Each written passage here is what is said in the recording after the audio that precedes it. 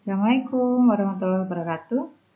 Tetap semangat ya nak, kita lanjutkan ke materi berikutnya. Setelah kemarin kita belajar tentang tekanan hidrostatik dan hukum utama hidrostatik, saat ini kita akan membahas tentang hukum Pascal.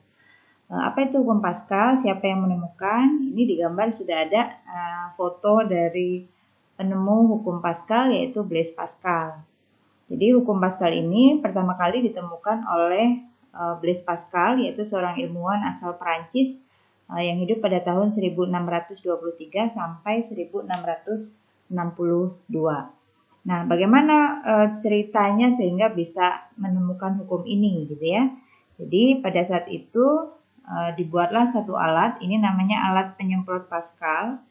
Alat ini berisi fluida, fluidanya ditutup dengan piston. Piston itu adalah satu penampang yang dia bisa digeser, bisa bergerak gitu. Kalau dia ditekan berarti dia bergerak ke arah kanan, kalau ditarik dia bisa bergerak ke arah kiri gitu. Nah, pada saat fluida ini diisikan di dalam tabung penyemprot ini, kemudian ditekan, ternyata air yang keluar dari lubang-lubang yang dibuat itu pancarannya sama gitu ya, sama besar, sama rata gitu. Nah, dari situ kemudian Blaise Pascal merumuskan bunyi hukum Pascal gitu ya, bahwa tekanan yang diberikan kepada fluida dalam suatu ruangan tertutup itu akan diteruskan oleh fluida itu ke segala arah dengan sama rata. Ingat, ruangannya harus tertutup ya. Nah, penemuan hukum Pascal ini akhirnya bermanfaat banyak untuk kita saat ini ya. Barangkali kita tanpa sadar sudah memanfaatkan apa yang ditemukan oleh Pascal. Kalau kita mompa sepeda itu kan menggunakan pompa, itu kita sebetulnya sedang menggunakan hukum Pascal. Kemudian kita menggunakan dongkrak ya, dongkrak hidrolik, itu juga hukum Pascal. Kemudian kalau kamu lihat barangkali pada saat lewat di cucian mobil ya, ada mobil yang bisa diangkat ke atas, itu juga penerapan hukum Pascal. Nah, bagaimana konsepnya penerapan hukum Pascal? Kita lihat di berikut ini ya. Nah, jadi kita bahas salah satu contohnya, misalnya yang tentang dongkrak mobil ya, yang ke atas itu. Jadi pipa ini ada satu pipa berisi fluida, dan pipa ini memiliki dua penampang, satu penampangnya kecil, yang satu penampangnya besar. Jadi kalau kita memberikan gaya di luas penampang yang kecil, kan kita sudah belajar kemarin bahwa kalau kita memberikan gaya terhadap suatu luasan tertentu maka akan menimbulkan tekanan. Nah, tekanan yang ditimbulkan di penampang kecil ini oleh fluida di dalamnya ini akan diteruskan ke segala arah termasuk ke sini. Nah, di sini ini kan penampangnya lebih besar tapi tekanannya sama. Nah, kita lihat ya. P di penampang 1 itu nilainya sama dengan P atau tekanan di penampang kedua.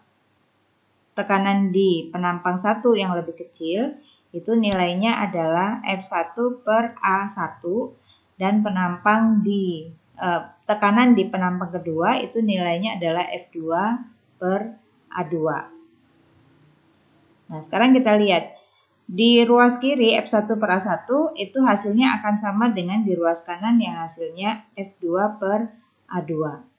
Alat ini digunakan untuk mengangkat suatu beban yang tidak akan mungkin terangkat oleh kalau tangan kita kosong. Maka dengan gaya yang tangan kita punya, kita nggak akan mungkin kalau bisa langsung angkat mobil kan gitu ya.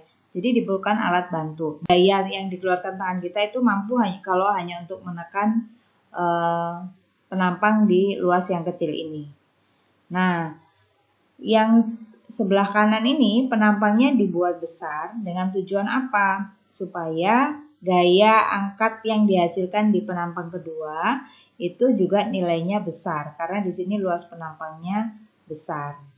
Gitu ya, itu tujuannya. Jadi kalau secara ekonomi itu ada prinsip ekonomi dengan modal sekecil-kecilnya menghasilkan keuntungan yang sebesar-besarnya kalau nggak salah. Di fisika juga ada. Jadi gaya yang kecil ini Ini diharapkan menghasilkan gaya yang lebih besar yang bisa digunakan untuk mengangkat suatu beban yang tidak mungkin akan terangkat oleh tangan kita kalau langsung diangkat begitu saja. Jadi dibantu dengan model seperti ini ya. Kita lihat.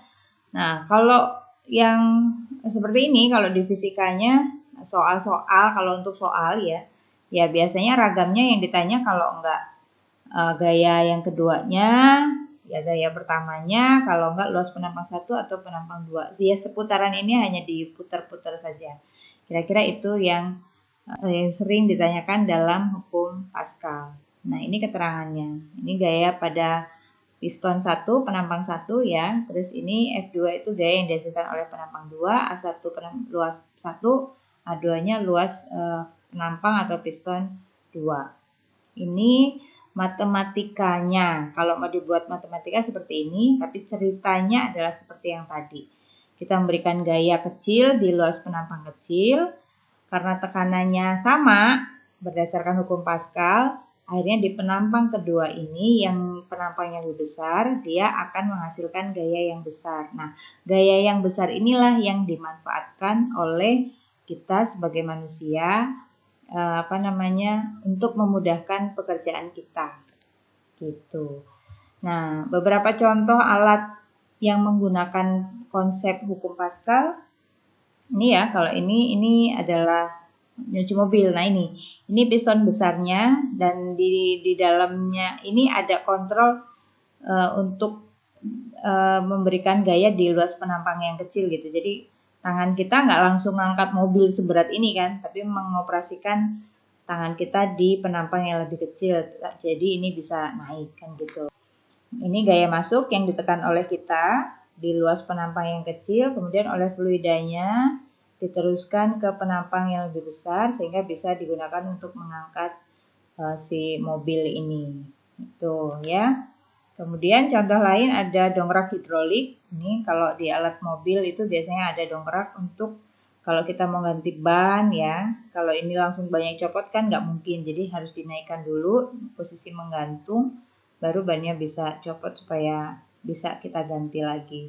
Jadi ini gaya yang dikeluarkan oleh manusia di sini di luas penampang. Kalau sekarang skemanya seperti ini. Nah, ini gaya F1 yang dikeluarkan oleh manusia ya, kemudian menekan luas penampang yang kecil A1, lalu ini diteruskan oleh fluida di dalam sini ya ke luas penampang yang lebih besar. Nah, di sinilah mobilnya diletakkan dan ini bisa mengangkat mobil di sini. Kemudian ada pompa ya, pompa kita tahu lah ya ditekan, ini gaya manusianya di sini menekan sehingga bisa memasukkan udara yang di dalam pompa. Tujuannya kan untuk mengisi udara di ban ya. Jadi ini tekan langsung ke situ. Masih banyak lagi contoh lain dari penerapan hukum Pascal di kehidupan sehari-hari. Nah, kalau untuk permasalahan di contoh soal perhitungan yang sering keluar di ulangan gitu ya, ujian atau itu seperti ini. Soal yang sangat sederhana. Jadi di soal ini ada sebuah mobil hendak diangkat dengan menggunakan dongkrak hidrolik. Bila pipa besar memiliki jari-jari 25 cm, jari-jari ya, dan pipa kecil memiliki jari-jari 2,5 cm, berapa gaya yang diberikan pada pipa kecil? Ingat pipa kecil. Supaya bisa mengangkat mobil yang beratnya 15.000 Newton. Logikanya gaya yang dihasilkan harus lebih kecil dari gaya untuk angkat mobilnya, gitu. Logikanya, jadi jangan sampai kebalik nanti, ya. Nah, penyelesaiannya kita lihat yang diketahuinya R1 2,5 cm, R2-nya 25 cm, F2 itu mobilnya 15.000 Newton. Nah, dari sini karena yang diketahui R, sementara di persamaan tadi adalah F1 per A1 sama dengan F2 per A2, berarti nanti kita mesti cari A dulu. Ya, kita lihat ini skema soalnya, kita gambarkan seperti ini kira-kira gaya masuknya gitu. Nah, yang ditanyakan adalah berapa gaya masuknya. Karena penampangnya kecil, ini harus kecil hasilnya ya. Nah, kita lihat pendekatannya sama dengan tadi F1, P1, P di penampang kecil itu nilainya sama dengan P di penampang 2. P itu F per A ya. Terus karena yang ditanya F1, berarti F1 adalah A1 per A2 dikali F2. Benar ya? Nah, lalu karena yang diketahui R, berarti kan luas ini kan pipa. Pipa itu berarti dia berupa lingkaran kan? Berarti luasnya luas lingkaran. Luas lingkaran tuh PR kuadrat. Nah, A1 berarti PR1 kuadrat, A2 adalah PR2 kuadrat dikali F2. Sudah selesai fisikanya, tinggal matematika dimasukkan aja tuh. Nah, udah 2,5 cm pangkat 2 per 25 cm pangkat 2 dikali 15.000. Hasilnya 150 Newton. Nah, berapa kali lipat tuh?